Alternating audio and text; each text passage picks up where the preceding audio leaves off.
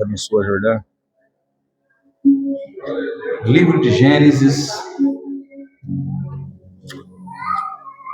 capítulo de número 3.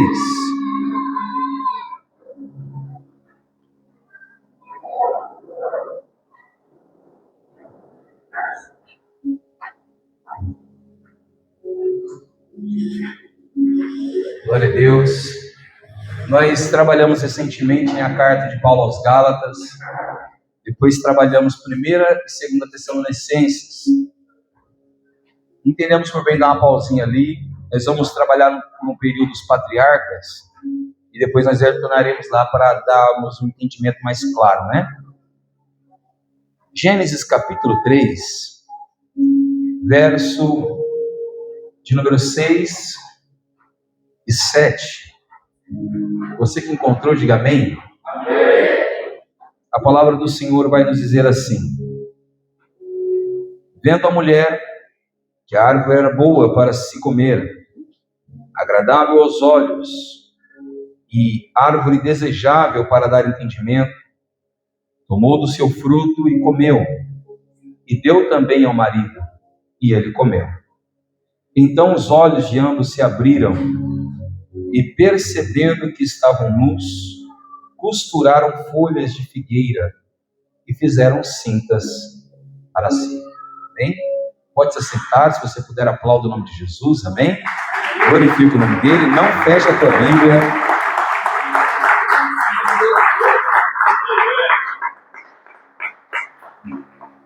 Aleluia. Senhor nosso Deus e nosso Pai, essa noite nós nos reunimos aqui neste lugar para adorar o teu nome, para engrandecer a tua majestade e fazer notório o teu poder, ó Pai, nos últimos dias. Cremos que o Senhor tem um plano de salvação para todo aquele que crê e que confessa que o seu nome está acima de todo nome. Também acreditamos, Senhor, que o Senhor tem uma palavra preparada para os nossos corações. Que o Senhor possa nos capacitar para que, ao ouvir a tua palavra, ela possa entrar dentro de nós e fazer em nós uma grande morada. Abençoa a tua igreja, prospera ela e salva, Senhor, aqueles que o Senhor tem destinado para a salvação. Em nome de Jesus é que nós te pedimos e te agradecemos. Amém. Hoje nós começamos uma série de mensagens sobre os patriarcas, né? Quem eles são e por que eles são importantes para nós. Os patriarcas eram líderes de famílias que na antiguidade representavam pessoas responsáveis pelo futuro e pela história daquele grupo de pessoas que estavam debaixo da sua autoridade. E nós temos alguns patriarcas na Bíblia, embora todo líder de família na antiguidade era considerado um patriarca. Então nós temos Abraão, Isaac e Jacó. Mas seria muito injusto nós abrirmos a Bíblia hoje, começando a falar direto de Abraão, sem entender como que a humanidade chegou naquela necessidade em que Abraão se encontrava nos seus dias. Por isso nós vamos nos deter um pouco no que aconteceu antes do dilúvio, para entendermos como que Deus se comunicou com Abraão pela primeira vez e como Deus chamou Abraão para a salvação. Nós temos aí a nossa Bíblia aberta, e eu vou pedir para você não fechar, acompanha comigo, para que você creia somente naquilo que está escrito. Lá no livro de Gênesis, no capítulo 1, dos versos de número 1 a 18, nós vamos ver Deus trabalhando na obra da criação. E se você já leu o capítulo 1 de Gênesis, a maioria dos leitores leem ele de uma forma muito simplória, muito rápida, e sem dar para esse texto o devido valor que ele merece de cada um de nós.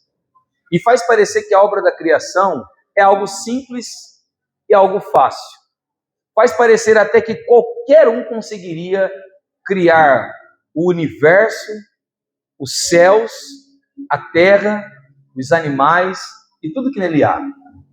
Mas você precisa se atentar para a grandeza de cada detalhe da criação de Deus. E nós não vamos conseguir nos deter em todos os detalhes, porque nós gastaríamos muito tempo. Mas eu gostaria que você prestasse atenção em algumas sequências. E observa que Deus diz assim no verso 1. No princípio, Deus criou os céus e a terra. A terra estava sem forma e vazia, e havia trevas sobre a face do abismo, e o Espírito de Deus se movia sobre a face das águas.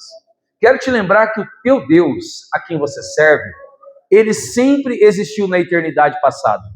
Nunca houve um momento em que houve o início de Deus, porque o Deus sempre era, ele sempre é e ele sempre será.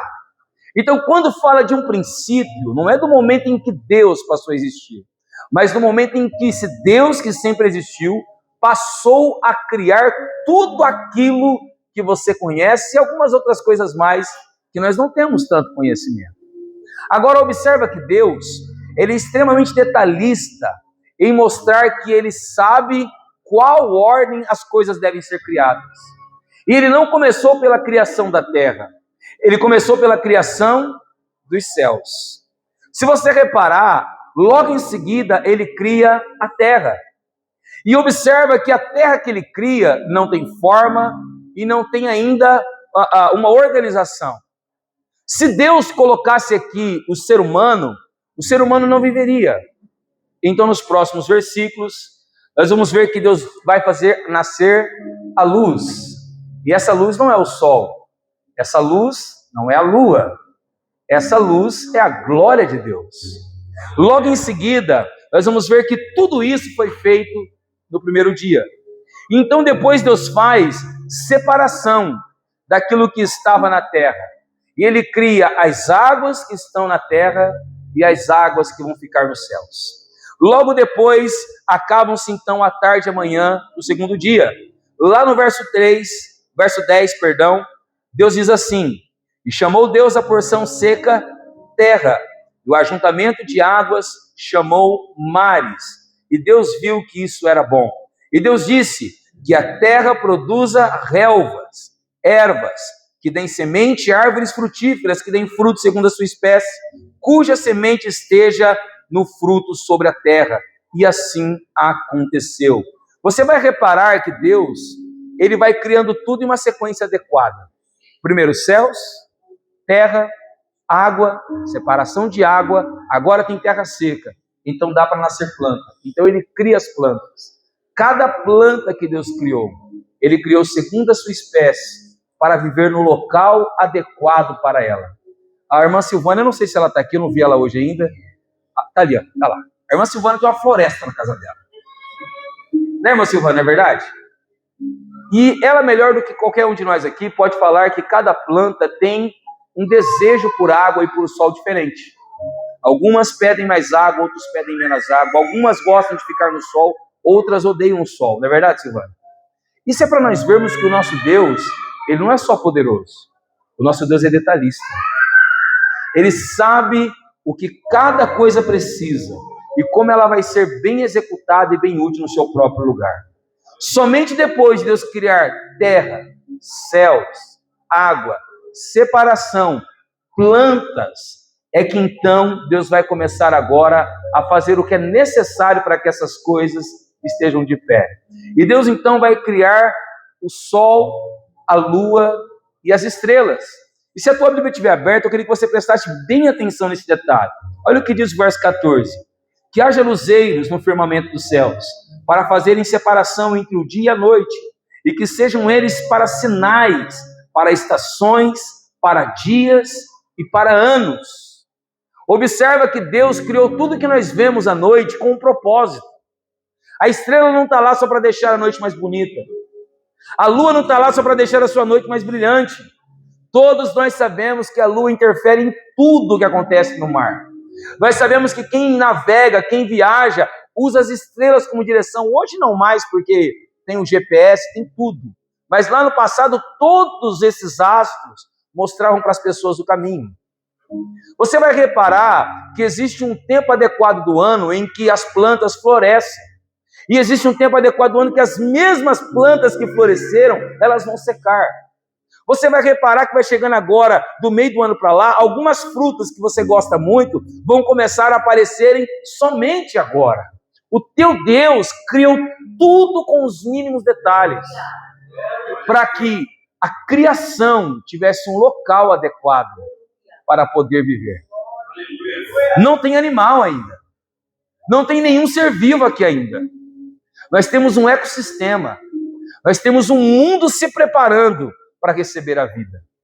Depois que tem céus, que tem terra, que tem água, que tem separação, que tem plantas, que tem estrelas, que tem astros, agora Deus vê um mundo preparado para receber a vida. E olha o que diz logo em seguida, lá no verso de número 20. E ele diz assim: que as águas sejam povoadas de enxames de seres vivos, que as aves voem sobre a terra, sobre o firmamento dos céus. Assim Deus criou as grandes criaturas marinhas e todos os seres vivos que se movem, os quais povoaram as águas, segundo as suas espécies, e todas as aves segundo as suas espécies. E Deus viu que isso era bom. E Deus abençoou, dizendo: sejam fecundos, multipliquem-se e enchem-se as águas dos mares, e na terra se multipliquem as aves. E houve tarde e manhã no quinto dia. E Deus disse que a terra produza seres vivos, conforme a sua espécie. E esse é o ponto que me alegra.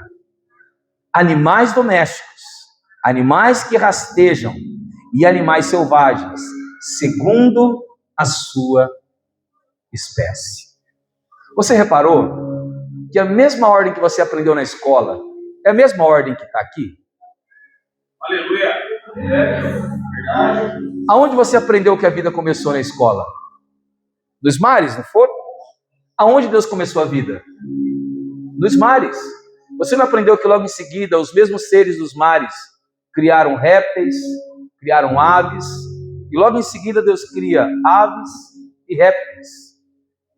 Observa agora que Deus cria animais para as águas, para os céus, para a terra. Deus cria animais que não podem ser domesticados, mas Deus cria animais que podem ser domesticados. Animais que vão servir lá na frente para o meu bem, para o seu bem, para o crescimento e o desenvolvimento do homem na terra. Você reparou que Deus criou tudo, mas Deus não tinha criado o homem ainda. E o que feriu Deus, e você vai ver isso nos patriarcas, o que feriu Deus no Antigo Testamento, na Antiga Aliança, é que os homens adoraram a criação, mas não adoraram ao Criador. Aleluia! Quantas pessoas se curvam diante de todas essas coisas, mas não se curvam diante daquele que fez todas elas? Quantas pessoas ficam maravilhadas com os animais, com a natureza, com os céus, com o universo, mas não se maravilham com Deus que mantém tudo isso de pé, sem que nada falhe nenhum dia. Se todas essas coisas têm que ser admiradas, e eu concordo com você que tem que ser admiradas, imagine aquele que criou tudo isso da maneira que gera tanta admiração nos nossos corações. No sexto dia, depois de Deus criar tudo com a sua voz, diga para o teu irmão: Deus criou tudo com a sua voz. Tudo que você viu até aqui agora, tudo foi criado através do falar de Deus. Tudo. Do micro-organismo que a gente não consegue ver com os olhos, até os grandes astros que eu não sei você, eu gosto muito quando eu vejo as pessoas falando dos outros planetas, das galáxias. Aquilo me enche de alegria, porque aquilo revela o tamanho do meu Deus. Tudo isso foi criado através da palavra de Deus. Mas no sexto dia, Deus pretende fazer a obra-prima da criação. E se você está com a sua Bíblia aberta, você vai reparar que Deus não é egoísta. Deus não é egocêntrico. E Deus não é arrogante. Deus não é partidarista. E Deus criou o universo com o som da sua voz. Agora Ele vai criar a obra-prima. E a primeira coisa que Ele faz é, Ele compartilha a criação, com o Filho e com o Espírito da sua graça. Muitas das vezes nós temos um sério problema, porque nós queremos ser muito individualistas, queremos fazer tudo sozinho, queremos mudar o mundo sozinho, queremos receber a glória sozinhos, e não é assim que as coisas devem funcionar. Olha o que diz o verso 26. E Deus disse: façamos o ser humano a nossa imagem, conforme a nossa semelhança. Você não é uma obra singular, você é uma obra de um Deus que compartilhou o desejo de criar o homem com o seu Filho e com o seu Espírito. Tudo Deus disse: haja, haja, haja, haja. Mas quando chegou no homem, ele disse: façamos. Você sabe o que eu imagino aqui? Eu acho que talvez uma das melhores ilustrações para nós vermos Deus criando o homem é você olhar para o parquinho, para o primário, e quando você vai lá ver os primeiros desenhos do seu filho, os desenhos dele não é sozinho. Sempre tem uma mãozinha de tinta, não é assim? Tem um pezinho de tinta, tem um desenho todo rabiscado, e aí você vai ver, você pergunta para ele: de quem que é essa mãozinha? Achando que é dele. E ele vai falar assim: esse aqui é do Joãozinho, era do colega. A primeira obra, a primeira beleza que foi criada pelas mãos do seu filho, não foi criado sozinho. Às vezes tinha a mão da professora, não tinha lá? Colocando a mãozinha dele no papel. Nós precisamos aprender com o nosso Deus. Se nós queremos construir obras excelentes, se nós queremos realizar obras maravilhosas, nós precisamos contar uns com os outros, para que Deus faça no meio de nós obras grandiosas. Outra coisa que deve nos chamar a atenção é que Deus criou o homem e Ele colocou no homem capacidades que os outros seres não tinham. Porque o verso continua assim: tenha Ele domínio sobre os peixes do mar, sobre as aves dos céus, sobre os animais domésticos, sobre toda a terra, sobre todos os animais que rastejam na terra. E assim Deus criou o ser humano, a sua imagem, a sua semelhança, Deus os criou, homem e mulher. E Deus os abençoou. Observa que nenhum animal consegue dominar sobre todos, mas o homem, Deus deu poder e autoridade para ele governar sobre toda a criação. E você pode ver hoje, o homem consegue controlar tudo, ele consegue dominar tudo, porque Deus deu essa capacidade para ele. Então nunca pense que você é alguém sozinho, nunca pense que você é grande sozinho, porque tudo que você é hoje depende das mãos poderosas de um Deus que está cuidando da tua vida. Agora olhe, preste muita atenção, um Deus que criou cerca de 8,7 milhões de plantas, de seres vivos, um Deus que criou centenas de bilhões de galáxias, e cada uma dessas centenas de bilhões de galáxias tem centenas bilhões de bilhões de estrelas, e Ele chama cada uma delas pelo próprio nome, Ele nomina, Ele numera elas.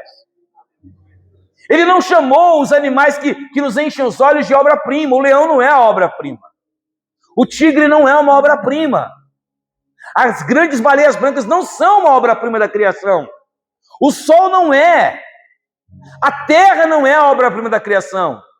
Quem é a obra-prima da criação, pastor? Olha para o lado aí, ó. Aleluia. Aleluia. Você é a obra-prima da criação. Precisamos louvar menos as criaturas, louvar mais aquele que nos deu tamanho valor, tamanha excelência e tamanha capacidade.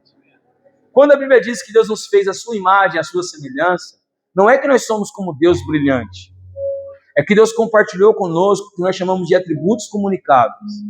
Então Deus compartilhou com o homem a capacidade de amar, a capacidade de entristecer, a capacidade de ter inteligência, de raciocinar, de tomar decisões, de escolher. Então Deus compartilhou conosco coisas que os animais não têm.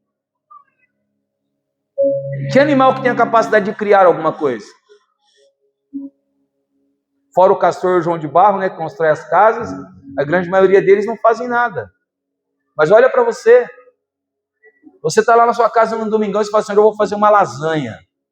E às vezes você sai toda diferente da receita, você criou uma lasanha nova.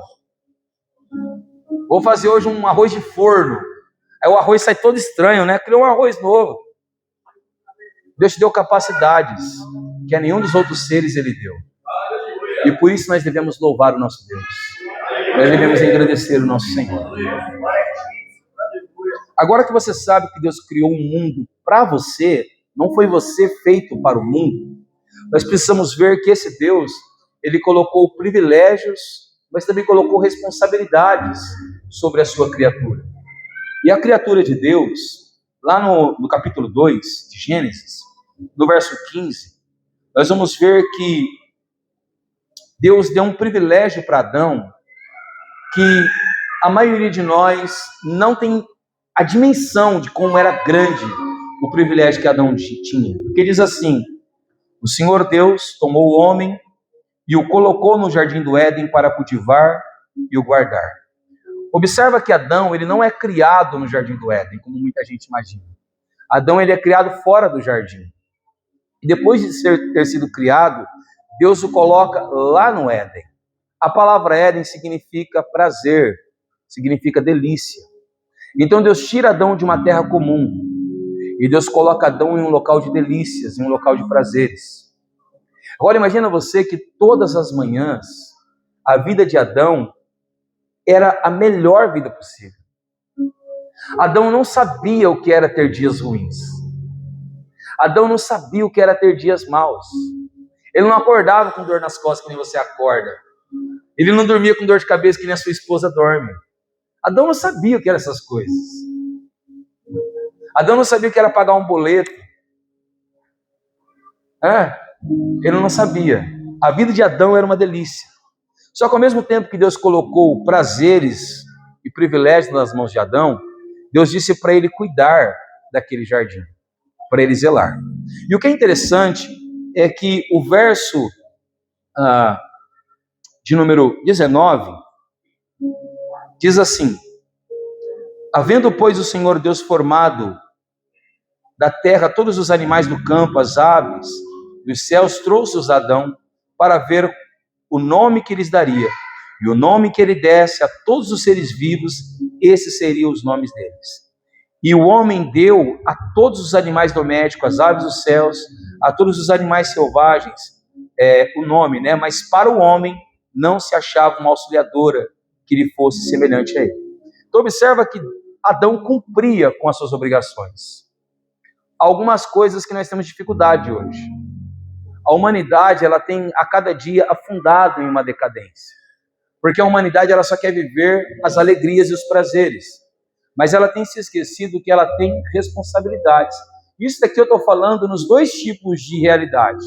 Na realidade comum do seu dia a dia, do lar, do trabalho, mas também espiritual. Lá no teu trabalho, você tem um privilégio de receber um salário. Alguns aqui vão receber benefícios, concordam comigo? Outros aqui ainda recebem uma bonificação no final do ano, dependendo da maneira em que a empresa ou a loja que você trabalha desempenhar o papel durante o ano. Então são privilégios, mas lá dentro, nós falamos muito isso no domingo passado, lá dentro você tem responsabilidades. E como cristão, o cristão, diga para o teu irmão, você cristão, mais ainda. Por quê? Lá dentro nós temos que ser luz. Na nossa casa nós também temos privilégio. Eu sempre falo para meus meninos, vocês estão tendo aí um videogame que eu nunca tive. Vocês estão podendo ter uma camiseta de time que eu nunca tive. Uma chuteira que eu nunca tive. São privilégios. E eu tive coisas que meu pai não teve. Quem compreende até aqui, diga amém. Só que junto com esses privilégios, nós também temos responsabilidades. Então, dentro da nossa casa, nós não podemos só querer descansar. Nós não podemos querer somente gozar, assistir o filme que nós queremos, assistir o jogo que nós queremos, enquanto os outros em casa trabalham desempregadamente. Adão usufruía dos prazeres, mas ele não abria mão das suas responsabilidades. Então nós hoje do século XXI precisamos olhar mais para o livro de Gênesis e ver que lá no passado os mesmos homens que nós admiramos porque eram abençoados, eles também tinham papéis a cumprir. E Deus viu em Adão uma carência. Ele olhava para o bichinho lá e via que o bichinho tinha uma bichinha. Ele olhava para o leãozinho tinha a leãozinha. Né? E assim por diante.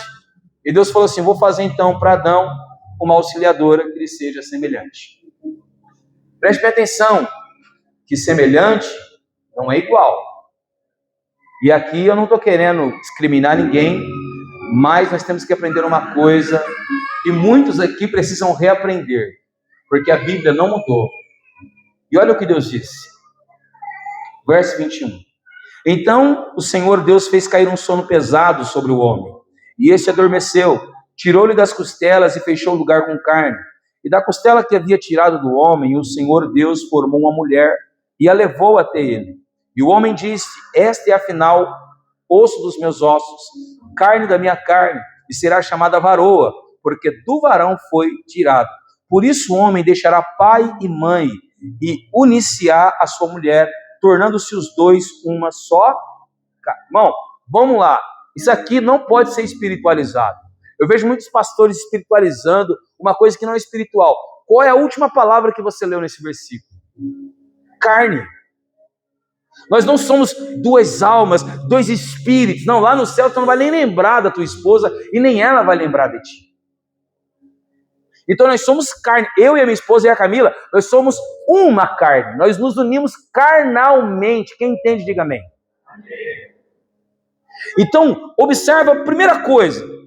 A primeira mentira que eu quero quebrar aqui hoje em nome de Jesus. Não tem como duas pessoas do mesmo sexo se unirem. Amém, igreja? Amém. Deus criou homem e mulher. Observa que a intenção é que Deus colocasse alguém que auxiliasse e que completasse Adão. Se eu tivesse me casado com outro homem, e eu não estou querendo ofender ninguém, eu tenho amigos gays, amigos homossexuais, e eu não tenho nenhuma discriminação com a escolha deles. Mas todos eles conversam comigo numa naturalidade e com respeito. O João está aqui, ele é testemunha. E nós temos que saber separar as coisas. Se eu tivesse me casado com um homem, eu não seria completo.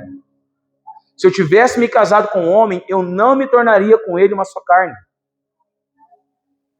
Se eu tivesse me casado com um homem, eu não teria uma pessoa em casa que cumprisse um papel que eu não posso cumprir.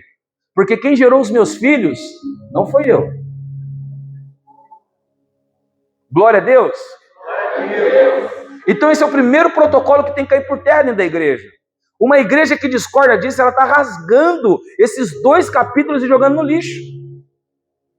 E eu não posso tirar da criação de Deus aquilo que é perfeito. Outra coisa que nós temos que colocar por terra, o machismo. O homem não é maior do que a mulher. O homem não é melhor do que a mulher. O homem não é mais poderoso do que a mulher. E eu posso te provar biblicamente isso.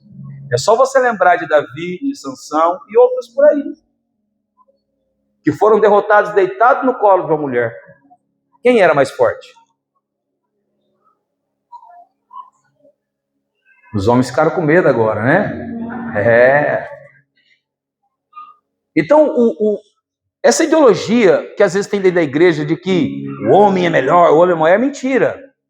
Só que dentro da igreja agora tem entrado uma nova moda. O feminismo. De que o homem não presta para nada, o homem não vale para nada. Esses dias eu vi um vídeo e eu fiquei horrorizado. Porque no vídeo tinha crentes. E no vídeo foi perguntado para mais de 10 homens se eles conseguiriam viver sem uma mulher. E todos eles, uns falaram da mãe e outros falaram da esposa. Eu não posso viver sem uma mulher, porque sem a minha esposa eu não faria nada. E outro dizia, eu não posso viver sem uma mulher, porque a minha mãe é tudo para mim. Sabe o que é incrível? Que de todas as mulheres que foram entrevistadas, todas disseram, eu não preciso de um homem para nada. Tem uma mulher perto de você? Tem? Pergunte para ela, você é crente? Não, pergunte de verdade. Pergunte para ela, você é cristã? Fala para ela, uma cristã sabe que ela não é sozinha e que ela não é nada sem um homem do lado. Ah, pastor, você está mentindo. Se a Nicole puder pôr para mim aqui, 1 Coríntios capítulo 11, verso 11, olha o que a Bíblia vai dizer para nós.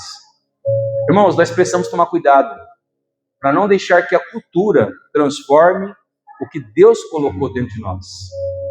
1 Coríntios capítulo 11, verso 11, diz assim, ó: todavia, nem o homem é sem a mulher, e nem a mulher é sem o homem no Senhor. Verso 12.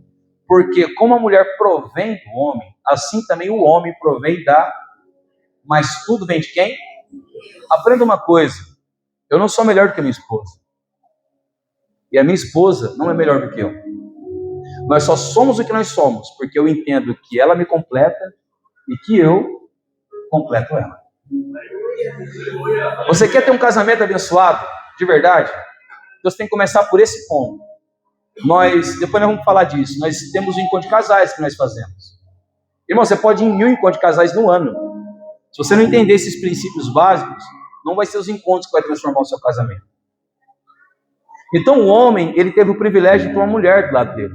E o homem entendeu no começo, por que Deus colocou uma mulher do lado dele. Ele demonstrava ao olhar para os animais que ele era incompleto. Você entende? Diga amém. Você, homem, não é nada sozinho. E a mulher também só é alguma coisa por causa do homem. Então nós, no casamento, precisamos reconhecer a dependência que nós temos um do outro. A mulher sabe quando o homem está dependendo dela. Ele começa a ficar rabugento dentro de casa, não começa? Reclamão, cara fechado, e chuta piso. Se deixar, arranca o azulejo da parede. E o marido também sabe quando a mulher está precisando dele, né? Porque ela começa a ficar chata também. Ela não conversa. Não tem almoço, não tem janta. Ele já sabe. Então nós precisamos uns dos outros. Nós dependemos uns dos outros. Irmãos, vamos colocar isso no nosso coração. Hoje é culto de Santa Ceia. E Santa Ceia é sobre isso. É sobre entender que eu dependo de alguém. Que eu preciso de alguém. Que eu não sou nada sozinho. Eu preciso da outra pessoa. Agora observa que o homem e a mulher, eles além de terem privilégios, eles também tinham responsabilidades. Mas eles tinham um senso que eu acho maravilhoso quando eu leio. Olha o que diz aí o capítulo 2 e o verso 25. Olha o que, esse versículo eu acho muito lindo. Olha o que diz. Ora, um e o outro, o homem e a sua mulher, estavam nus e eles não. Não. Fala alto para mim, que você tem que sair daqui com essa convicção hoje. Eles não se... Então vamos lá. Agora eu vou puxar a tua orelha. O homem do século 21, ele quer se mostrar para todas as mulheres. Mas ele tem vergonha da esposa dele. A mulher do século 21, ela se mostra para todas as pessoas. Mas ela tem vergonha do marido dela. Não? Começa a analisar essa semana a tua rotina. E você vai ver como você gasta tempo na frente do espelho, se arrumando para ir trabalhar, para ir na igreja, para ir sair. E calcula no relógio quanto tempo você gasta se arrumando para o teu cônjuge.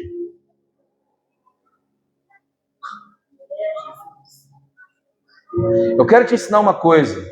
A tua beleza, a tua formosura não é para o mundo, não é para os outros. É para a pessoa que você escolheu viver o resto dos seus dias. Não tem nenhum problema eu admirar a beleza da minha esposa. É obrigatório que eu faça isso. Porque eu e ela somos uma só carne. A minha esposa não deve ter resguardos para mim. Eu não devo ter resguardo para minha esposa. Porque eu e ela somos uma só carne. Quando eu começo a quebrar esses protocolos dentro da minha casa, eu estou quebrando princípios cristãos. Eu estou permitindo que o pecado, que todo tipo de impureza entre dentro do meu lar. Eu quero te lembrar dos seus avós, que não tinham televisão, que não ficavam vendo mulher e homem pelado em série. Eles trabalhavam no campo. E qual era a primeira pessoa que seu avô queria ver quando ele chegava em casa? A sua avó, de coquinho, de saiona feia e de chinelão com o pé cheio de barro, porque as casas não tinham piso. Ou não, estou mentindo aqui? Quem era a pessoa que a sua avó esperava ver no final da tarde? Era o seu avô, suado, fedido. Mas era ele. Agora, olha nós, cheirosos, bonitos, elegantes. Eu fico admirado que tem uns irmãos aqui que é muito lindo demais. E eu falo para Deus, Senhor, que podia ter me feito um pouquinho mais bonitinho só. Né? Deu tanto para um e faltou tanto para mim, Senhor. Só um pouquinho. E aí ele chega em casa, a esposa nem olha para ele. Tem irmãs aqui que elas sabem que são muito bonitas. E elas se mostram para todo mundo. E o esposo em casa fica igual um morador de rua desejando ter a esposa dele. Diga para o teu irmão, diga para a tua irmã, não faça isso não, irmão. Vamos ler de novo o verso 25? Vamos ler de novo? Olha o que diz o verso 25. Ora, um e o outro, homem e sua mulher, estavam nus, e eles não se envergonhavam. Isso não pode ser realidade. Abra o ouvido, você que é jovem. Essa realidade não é para você que é solteiro. Essa é uma realidade para quem é casado. E é por isso que dentro da igreja você deve pregar o casamento bíblico, para que as pessoas não desejem o pecado, ou melhor, para que as pessoas não desejem aquilo que é santo fora do habitat onde ele é santo. Porque aonde você faz o que é perfeito em um local imperfeito ou no momento imperfeito, aquilo que é santo se torna pecaminoso. E não é só disso, do relacionamento íntimo do casal que eu estou falando, até de adoração. Quantos reis que não quiseram ofertar aquilo que era para o sacerdote ofertar e não morreram diante do altar? Aprenda uma coisa santa pode tornar impura, dependendo da maneira que eu uso ela. E uma coisa impura aos olhos dos homens pode ser santo se eu usar ele da maneira correta. Glória a Deus até aqui, igreja. Todo mundo crê nessa verdade? Diga amém. Bom, estava tudo perfeito, estava tudo maravilhoso. E o interessante é que na minha Bíblia, eu não sei na tua, a maioria das traduções que eu tenho em casa começa assim. O capítulo 3 começa com mas. Até aqui está maravilhoso, fala a verdade, não está? Meu Deus. Tem muito irmãozinho que estava pensando aqui, a minha semana vai ser igual a semana do Adão. E tem irmã aqui que está pensando, a minha semana vai ser igual a semana da Eva. Mas infelizmente no capítulo 3 tem um mas. Olha o que diz aí, capítulo 3, verso 1.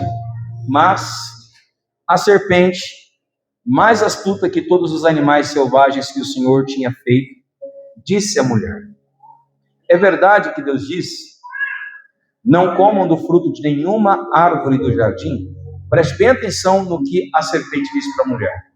Ela não disse, olha, é verdade que Deus disse que vocês não podem comer do fruto do conhecimento do bem e do mal? O que ela disse foi outra coisa. Não comam do fruto de nenhuma árvore do jardim?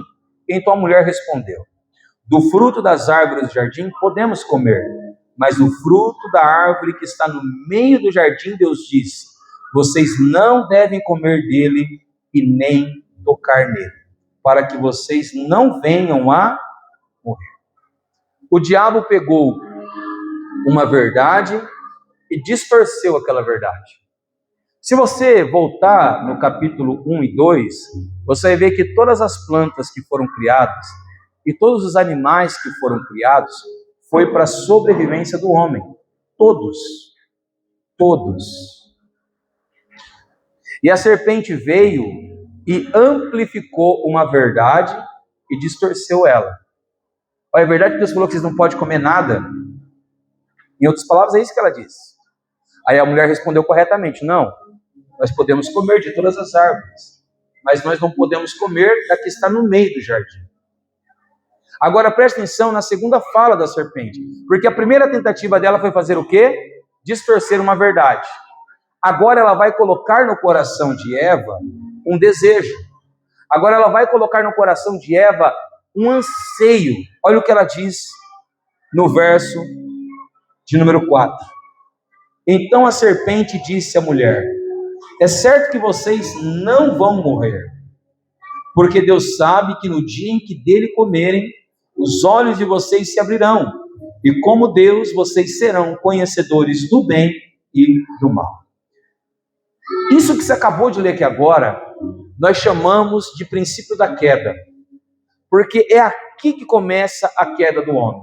E a queda não é como se o homem tropeçasse, não. O homem não tropeçou, ele despencou de um local de santidade, de um nível de intimidade com Deus, para um nível completamente pecaminoso.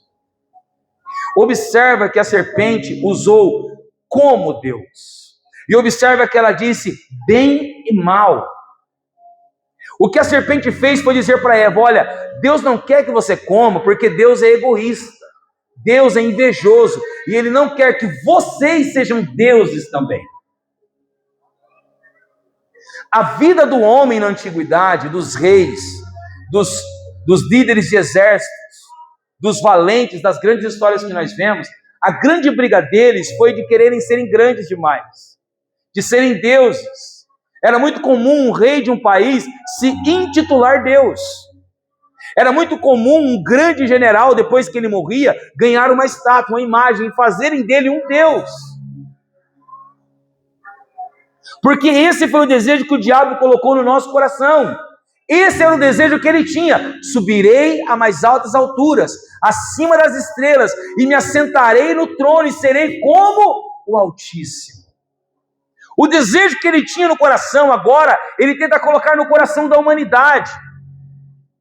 E observe que quando alguém fala para nós que nós podemos ser maiores, observe que quando alguém fala para nós que nós podemos ser melhores, que nós podemos alcançar sonhos inalcançáveis, que você pode ser melhor do que fulano, melhor, isso cresce no nosso coração, isso infla o nosso ego, isso cega os nossos olhos, tapa os nossos ouvidos, e tudo que as pessoas falam que vão contrário àquilo que foi plantado dentro de nós, para nós é ruim. Observa como que os coaches estão crescendo. Observa como que as palestras financeiras estão crescendo. Observa como os influenciadores estão crescendo. Porque os homens querem ser deuses. Porque os homens querem grandeza. Porque os homens querem ser louvados, eles querem ser reverenciados. Pastores estão querendo ser deuses, ou não? O que nós deveríamos tomar cuidado é que tentar ser como Deus é buscar a queda da pior maneira possível. Então a mulher, quando ela ouve aquilo, há uma reação dentro dela. Porque o verso 6 que nós lemos antes, disse assim: vendo a mulher que a árvore era boa para se comer, agradável aos olhos, e a árvore desejável para dar entendimento, tomou do seu fruto e... Irmãos, preste atenção, depois que o desejo pecaminoso foi implantado dentro de nós, para nós reagirmos a ele, é questão de segundos. Agora observe que essa árvore tinha 3 aspectos, quando a mulher olha para ela. Primeiro, boa. Segundo, agradável. E terceiro, desejável. Agora, nem tudo aquilo que parece ser bom, nem tudo aquilo que parece ser agradável é perfeito. Porque a vontade de Deus é boa, perfeita e agradável. Mas nem todo conhecimento é bom, perfeito e agradável. Observe que nós temos 2 das 3 qualidades aqui. Era boa, era agradável, mas ela não era perfeita. Porque nem todo desejo expressa perfeição. A mulher come. Aconteceu alguma coisa com ela até aqui? Aconteceu alguma coisa com Adão até aqui? Também não. Mas olha logo em seguida. E deu também ao seu marido, e ele comeu. Então os olhos de ambos se abriram, e percebendo que estavam nus, costuraram folhas de figueira e fizeram cintas para si. Aqui eu quero apresentar um ensinamento, e eu não queria que você olhasse como machismo, porque não é machismo, é Deus colocando cada um em o seu local. O apóstolo Paulo, ele vai dizer na carta de 1 Timóteo, capítulo 2, verso 14, do 11 ao 14, você pode conferir na tua casa, que ele não permitia que as mulheres assumissem um papel de liderança na igreja. Pastorado, bispado, presbiterado, esses papéis não foram feitos para a mulher. Você pode dizer isso para o teu irmão? Ô Nicole, põe para nós aqui, para não ficar nas minhas palavras. Acho que é 1 Timóteo capítulo 2, verso 11. Se tiver com a sua Bíblia, se você quiser abrir aí e anotar, pode anotar. Leia aí. Observa que o apóstolo Paulo, ele não permitiu que as mulheres assumissem um papel de liderança na igreja. Então, quando você vê uma mulher se intitulando pastora, presbítera, apóstola ou qualquer outro desses ministérios, ele vai contra a Bíblia. Você entende? Diga amém. Então vamos ler, para não ficar nas minhas palavras. A mulher aprende em silêncio e com toda a sujeição. Não permito, porém, que a mulher ensine nem use autoridade sobre o marido, mas que esteja em silêncio. Porque primeiro foi formado Adão e depois Eva. E Adão não foi enganado, mas a mulher, sendo enganada, caiu em transgressão. Preste bem atenção no que você vai ler agora. O apóstolo Paulo falou que a mulher não pode exercer liderança porque a mulher foi enganada, e não Adão foi enganado. Quando eu li isso a primeira vez, eu pensei comigo, o apóstolo Paulo está sendo machista, porque Adão foi enganado. Concordam comigo? Adão foi enganado, foi ou não foi? Não foi. O apóstolo Paulo estava certo. E você pode conferir comigo aí em Gênesis. Está aberta a sua Bíblia? Gênesis capítulo 3, verso de número 6. Olha o que diz. Vendo a mulher que a árvore era boa para se comer, agradável aos olhos e árvore desejável para dar entendimento, tomou do seu fruto e comeu. E deu também ao seu marido e ele comeu. Quem conversou com a serpente até agora foi quem? Foi Adão. Perdão, foi Eva. Observa que ela come do fruto e ela oferece para Adão, mas ela não diz o que aconteceu, diz? Não. Ela apenas oferece e ele, sem perguntar, ele come. Agora, olha o que diz aí, o verso de número 13. Aqui é Deus questionando a Eva. É de Deus para Eva, não é de Deus para Adão. De Deus para Eva. Olha o que diz. Verso 13. Então o Senhor disse à mulher, o que é isso que você fez? E a mulher respondeu, a serpente me... Vamos ler de novo? Então o Senhor Deus disse à mulher, o que é isso que você fez? E a mulher respondeu, a serpente me enganou. A própria mulher está confessando com a boca dela, que quem foi enganada pela serpente foi ela. Mas não para que não. Olha o que diz o verso 17. E Adão disse Deus, por ter dado ouvidos à voz da sua mulher e comido da árvore que havia ordenado que não comesse, maldita é a terra por sua causa. Observa então que Adão não foi enganado. E é por isso que não pode existir na igreja e nem dentro da casa uma liderança feminina. Quando isso acontece, nós estamos indo contra a Bíblia. E todas as vezes na Bíblia que um homem deixou e ouviu uma mulher, sabendo que ela estava lhe dando um conselho errado, houve pecados gravíssimos e sofrimentos gravíssimos. Isso aconteceu em Sodoma e Gomorra com o Ló e a sua esposa. Aconteceu com Abraão e a sua esposa. Aconteceu com Jacó e as suas esposas. E com todos os outros heróis da fé que você conhece. Agora observa que a consequência do pecado, ela é inevitável. Tem muita gente que peca e logo que peca vem para a igreja. Porque ele pensa que perdão é anulação de consequência. Não. Perdão é a anulação de culpa e do pecado que você cometeu. Não da consequência.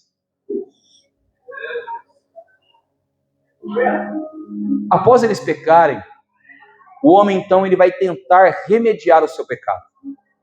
Ele pega folhas de figueira e tenta cobrir a sua nudez e a nudez da sua esposa. Mas esconderam?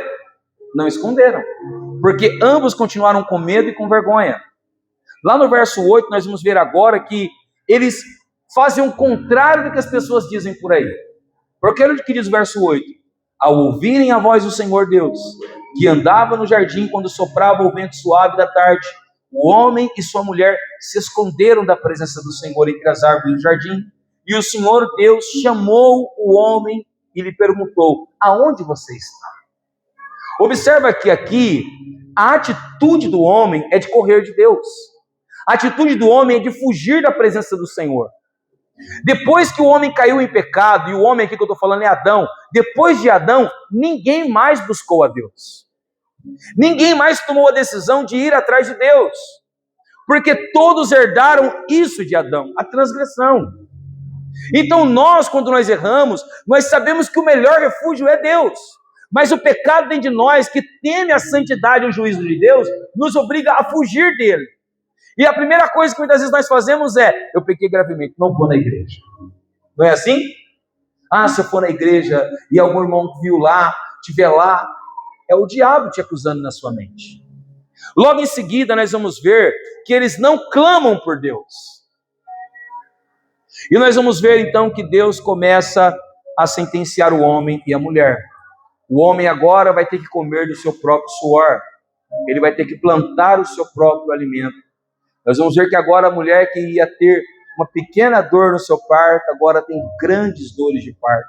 Nós vamos ver agora que o desejo da mulher não é para ela, mas é para o esposo. E na maioria das vezes você sabe, você que é casada, que é assim. Você vai ver agora que ambos vão sofrer fora do jardim, não dentro mais. E você vai ver agora que a terra é punida por causa do homem. E você tem visto aí fora, quanto mais os homens pecam, mais a terra denuncia a sua fragilidade.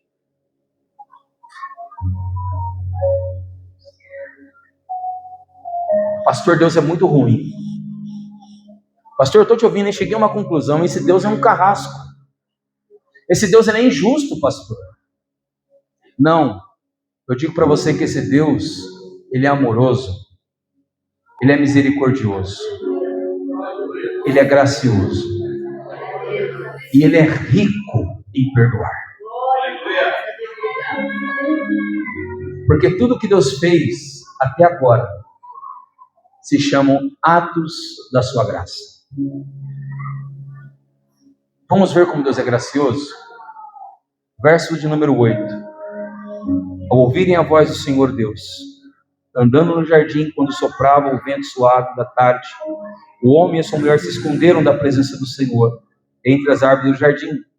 E o Senhor Deus chamou o homem e perguntou: onde você está? A primeira coisa que nós aprendemos sobre a misericórdia de Deus é que não é o homem quem busca Deus, é Deus quem busca o homem. Observa que não foi Adão que andou pelo jardim caçando Deus, mas foi Deus quem andou pelo jardim buscando Adão. Eu não sei qual é o nível de relacionamento que você tem com Deus hoje, mas eu te garanto que Deus tem andado em sua procura. Eu não sei porque alguns aqui se afastaram da igreja, outros porque deixaram de buscar a Deus, mas o Senhor tem andado em sua procura. Aleluia, Deus. Aleluia, Jesus. Observa que Deus não só andou, mas observa que Deus chamava por Adão no jardim. Deus sabia que Adão estava lá. E eu quero te dizer que Deus sabe onde você está. O ato dele te chamar, ele está mostrando para você: olha, eu estou te dando um tempo. Olha, eu estou te dando uma oportunidade. E da mesma forma que Deus chamou Adão, Deus está te chamando. E você sabe que Deus tem te chamado. Você sabe lá no seu interior que é a voz de Deus falando com você. Irmãos, nós não precisamos dos homens para dizer para nós o que é e o que não é a voz de Deus, porque a voz de Deus faz nos tremer por dentro. Aleluia! A voz de Deus faz nos ficar angustiados por dentro. E observa que Deus está: Adão, aonde está você? O que Deus estava dizendo é: Adão, você não está no mesmo lugar que você estava todos os dias. Adão, você não está fazendo a mesma coisa que eu vi você fazer todos os dias. Adão, você não se apresentou hoje como você se apresenta. Irmãos, eu quero te falar, Deus te olha todos os dias. Ele sabe cada detalhe, Ele sabe cada vírgula da tua história. Quando você pisa fora da faixa, Ele sabe que você pisou. Quando você desliza, Ele sabe aonde e como aconteceu.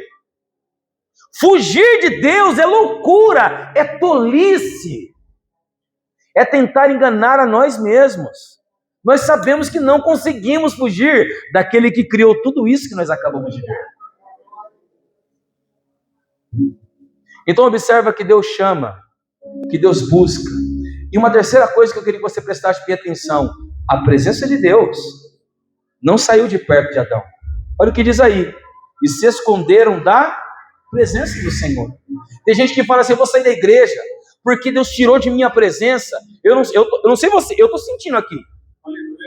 Eu não sinto mais a presença de Deus. Não é você que não sente, não. É porque você está fugindo dela. É porque você está se escondendo dela. A presença dele está aqui. A presença dele está no nosso meio.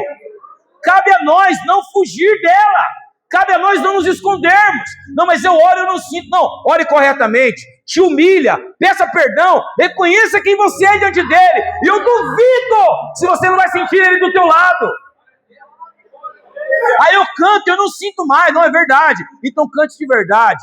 Adore em espírito, não se preocupe com a pessoa do lado, nem com a da frente e nem com a de trás. Reconheça que é para ele, não é para os outros que você está entregando a sua adoração. E eu duvido que você não vai sentir a presença dele.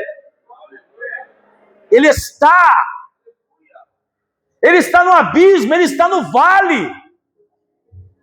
Ele está na bonança, ele está na enfermidade. E eu quero te dizer, ele está no teu momento mais santo que você pensa que você é. Mas ele está no momento que você se torna o pior pecador também. Ele estava lá com Adão, e Adão fugia dele. Ele está aqui contigo, e eu preciso te dizer no Espírito de Deus, é você quem tem fugido dele. Aonde você está, Adão? Verso 10. E ele respondeu, aleluia, eu ouvi a tua voz no jardim. Como que você não ouve? E porque eu estava nu, eu tive medo e me escondi. E Deus perguntou, quem lhe disse que você estava nu? Você comeu da árvore que eu ordenei que você não comesse? Irmãos, prestem atenção. O pecado, ele leva a gente a fazer algumas coisas que Deus não quer que a gente faça. E você que é casado, você vai se identificar muito aqui agora. Porque observa que até agora a Eva era para Adão tudo, não era? Completava, não sentia vergonha, estava do lado, é minha companheira, osso dos meus ossos, carne da minha carne, minha delícia e minha alegria. Mas a partir do momento que o pecado entra em nós, a gente começa a enxergar defeito em tudo que Deus perfeitamente colocou do nosso lado. A primeira pessoa que Adão acusou foi a pessoa que ele mais precisou. A primeira pessoa que Adão apontou foi a pessoa que mais completou o vazio que havia nele. E você faz isso no seu casamento. Quando você falha, o culpado não é você. Quando eu falho, o culpado não sou eu. Quem é o culpado?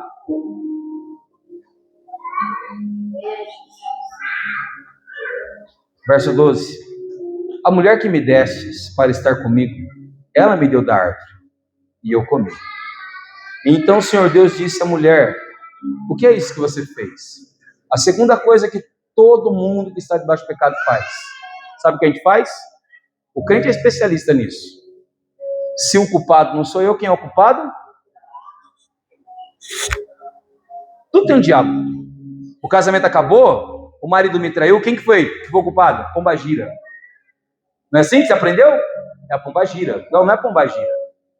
Não é pombagira, não.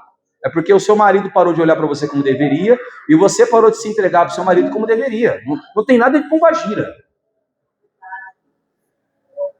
Ah, o emprego fechou. Quem que é o culpado?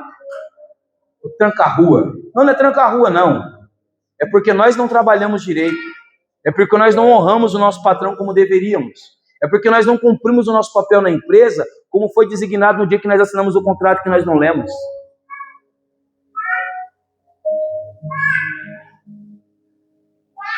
Você entende, irmão? Diga amém. O filho quebra tudo em casa. O filho é um diabo, é um demônio, destrói tudo. Aí quem é o culpado? O enxumirim. Você sabe o nome de todos os demônios. Eu também sei. Porque eu também já tive todos eles. Não é enxumirim não, irmão. É falta da gente sentar com o nosso filho e entender a dificuldade dele. Se precisar corrigir, se precisar educar. A gente joga a culpa no diabo. Olha o que a mulher fez aí, ela fez igualzinho nós. E a mulher respondeu, a serpente me enganou. E eu comi. Irmão, ela sabia que não podia comer. A culpa não era da serpente. Aprende isso. A culpa não é do diabo, a culpa é nossa. A gente sabe. Ou você não sabe? Você sabe, eu sei, nós sabemos. Então Deus começa a sentenciar. E eu não vou falar todas as sentenças, porque eu acho que você já conhece quase todas elas. Mas é interessante que esse Deus, ele julga, ele penaliza, mas ele oferece um recomeço. Se você está fugindo de Deus, com medo de vir à igreja e ser penalizado, você pode ficar tranquilo, ele vai te penalizar aqui ou lá. E eu garanto para você, é melhor ser penalizado aqui do que lá. Porque aqui ele vai te dar uma nova história. Aqui ele vai te dar um recomeço. Aqui ele vai te dar uma nova vida. Certeza, pastor? Olha aí para o teu irmão do lado aí e pergunta para ele, ele vai dizer para você. Olha o que diz o capítulo 3 e o verso de número 19. O primeiro recomeço da vida de Adão foi esse. No suor do seu rosto você comerá o seu pão, até que volte à terra, pois dela você foi tomado, porque você é, vamos falar tudo junto que nós somos, você é, e ao pó voltará. A primeira coisa que caracteriza a misericórdia, o perdão e a bondade de Deus na nossa vida, é quando Ele mostra para nós que nós não somos ninguém. É quando Ele revela para nós que nós não somos nada. Você lembra de Davi, quando ele chega na casa, depois de ter trazido a arca, de ter dançado, pulado, e ele chega em Mical, quebra o pau com ele? Você lembra? Ela jogou ele lá embaixo. Aí, irmão, você está achando que o crente de verdade, ele não fica abatido porque foi humilhado. Ele fala, é verdade, eu sou desprezível, mas eu me farei mais desprezível ainda, por causa do meu Deus. Irmãos, a melhor maneira de nós reconhecermos que nós dependemos de Deus é quando Ele nos humilha.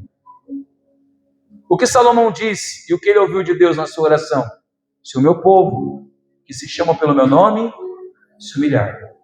O que Tiago disse: humilhai-vos debaixo da potente mão de Deus, porque Deus ama os que se humilham e rejeita os soberbos. Pedro também disse isso. Então, irmãos, a humildade é o melhor caminho para o recomeço. E a primeira coisa que Deus faz é lembrar Adão que ele não é ninguém, que ele não é nada. Logo em seguida, Deus faz um segundo ato, verso 21. O Senhor Deus fez roupas de peles, com as quais vestiu Adão e a Eva. Observa aqui que a primeira tentativa do homem de esconder o pecado foi com as suas próprias mãos. E nós temos descoberto que eu não consigo me salvar, eu não consigo me auto-perdoar, e eu não consigo esconder o meu pecado. É impossível. Mas quando Deus faz isso, Ele faz de uma forma perfeita. Porque todo pecado precisa ser morto. Mas como eu mato o pecado e mantenho a pessoa viva? Então Deus faz o quê? Ele troca o pecador de lugar e coloca alguém para morrer no seu lugar. Se eles foram cobertos de pele, algum animal morreu no lugar deles. E talvez você esteja pensando, não entendi, pastor. Aquele animal representa o nosso Senhor e Salvador Jesus Cristo, que futuramente morreria no meu e no seu lugar, para cobrir e pagar pelo meu e pelo seu pecado.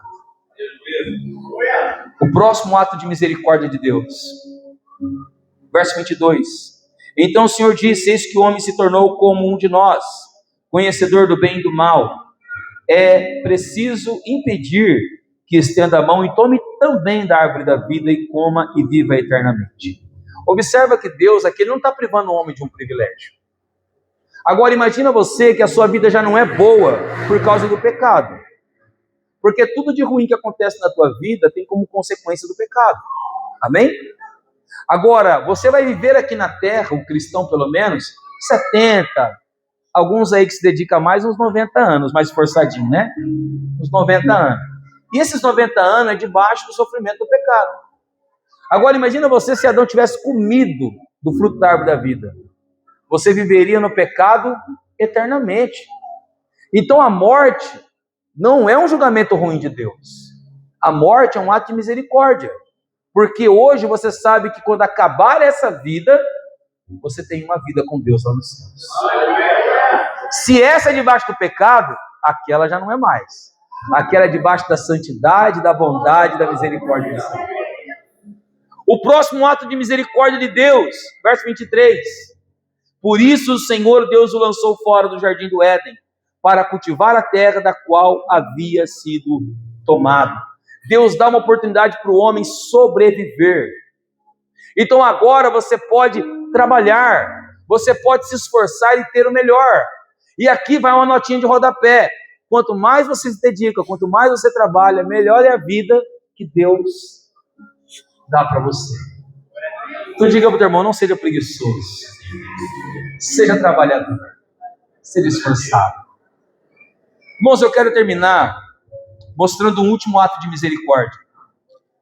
Capítulo 3, verso 15 diz assim: porém inimizade entre você e a mulher, e entre a sua descendência e o descendente dela, e este lhe ferirá a cabeça, e você lhe ferirá o calcanhar. Irmãos, observa que Deus falou dos descendentes da serpente e de um descendente da mulher. E o descendente da mulher, acho que a maioria que sabe que é Jesus, que lá na cruz esmagou a cabeça de Satanás, a cabeça da serpente. A grande questão é, quem é essa descendência da serpente? Você nunca se perguntou sobre isso? A serpente tem descendente? Tem. Ela tem filhos? Tem. Mas pastor, você está falando da cobra ou você está falando do diabo? Estou falando do diabo. Tem gente que é filho do diabo? Tem. Se a Nicole puder pôr para a gente aí, Evangelho de João, capítulo 8, verso 44. Jesus está num discurso com os mestres da lei, e eles estavam falando que eles eram filhos de Abraão. E Jesus está falando, não, eu sou o pai de Abraão, porque antes que Abraão existisse, não, você tem demônios. Aí Jesus falou assim, peraí então que eu vou mostrar para vocês, não é quem tem, é quem é filho. Vós tendes por pai ao diabo, e quereis satisfazer os desejos do vosso pai. Ele foi homicida desde o princípio, e não se firmou na verdade, porque não há verdade nele. Quando ele profere mentira, fala do que lhe é próprio, porque é mentiroso e pai. Todo aquele que é escravo da mentira, do pecado, do assassinato, é filho de quem? Do diabo. Você está achando que é só isso aí? Eu não vou te ensinar heresia, não. Primeira carta de João, capítulo de número 3, se eu não me falhar a memória, acho que é o verso de número 8. Olha o que João vai escrever na sua carta. Quem pratica o pecado é do diabo, porque o diabo peca desde o princípio. Para isso, o Filho de Deus se manifestou, para desfazer as obras do... Verso 9. Qualquer que é nascido de Deus não permanece em pecado, porque a sua semente permanece nele, e não pode pecar, porque é nascido de Deus. Preste atenção, estar no mundo e permanecer no pecado é se autodeclarar, não é Deus quem está falando isso de você, é você quem fala de si mesmo. Eu sou filho do diabo. Nessa mesma carta, você sabe que João fala sobre Caim? Por acaso vocês não sabem que aquele que odeia o seu irmão é um homicida? Vocês nunca leram que Caim era filho do maligno, porque era homicida antes de matar o seu irmão? Eu estou pregando isso hoje para você, porque antes de você entender o que Deus fez através de Abraão, você precisa entender o que Deus quer fazer através da tua vida. Primeiro, Deus não quer que você seja filho do diabo. Ele quer que você seja filho de Deus. Segundo, Deus já venceu o diabo. E você tem que escolher de qual lado você quer ficar. Do lado do derrotado ou do lado do vencedor. Você tem que lembrar que o diabo já está condenado. E com ele todos os seus seguidores. Mas Cristo está à direita do Pai. E prometeu para os seus vencedores a vida eterna. E você tem que escolher se você quer ficar do lado do condenado ou do lado do Salvador. Eu quero terminar dizendo para você que a melhor maneira de Deus restaurar a sua vida não é fugindo de Deus, mas é correndo para Deus, se rendendo aos seus pés, reconhecendo que Ele é Salvador da sua vida. Eu quero convidar o Ministério de Louvor. E eu quero te convidar a se colocar de pé nessa noite.